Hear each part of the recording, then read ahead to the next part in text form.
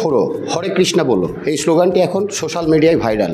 এবং যার জন্য ভাইরাল হয়েছে সেই খুদে ভগবত দাস ব্রহ্মচারী, তার মোবাইল মুক্তি করলেন আসানসোলের ভাস্কর শিল্পী সুশান্ত রায়। আমরা এখন তার ওয়াক্স মিউজিয়ামে।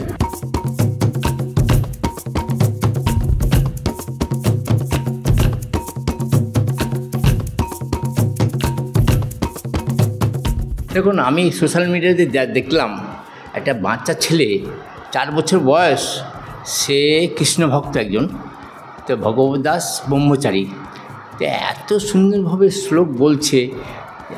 হ্যাঁ হ্যালো ছোটো হরে কৃষ্ণ বলো, তো এটা কমন হয়ে গেছে। তা এছাড়া যে গীতার অনেক শ্লোক এর মুখস্থ, 4 বছর বয়সে এই বালক কী করে পারে না, অনেক শ্লোক, সম্পূর্ণ শ্লোক মুখস্থ না হলে অনেক শ্লোক জানে যেটা আমরা জানি না।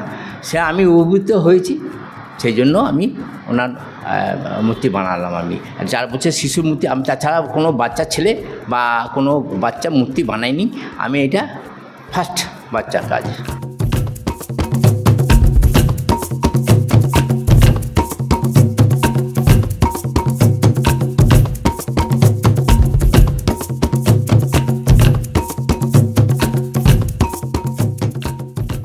ফটো দেখে ভিডিওগ্রাফি ওই ইয়েতে সোশ্যাল মিডিয়াতে এসেছিলেন আজ রিয়েলিটি শো, সেখান থেকে আমি ওটা ফটোটা নিয়ে বারবার করে ফটোগুলি কালেকশন করে তারপরে তৈরি করেছি।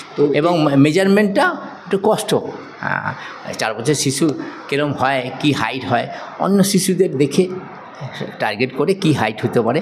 এর হাইট করেছি হচ্ছে 44 ইঞ্চি, 44 ইঞ্চি 43 ইঞ্চি হয়, মানে 4 বছর 4.5 বছর 5 বছর পর্যন্ত 44 ইঞ্চি হয়। দেখবেন আপনারা হিসাব করে দেখবেন, সেই হিসাবে আমি তৈরি করেছি।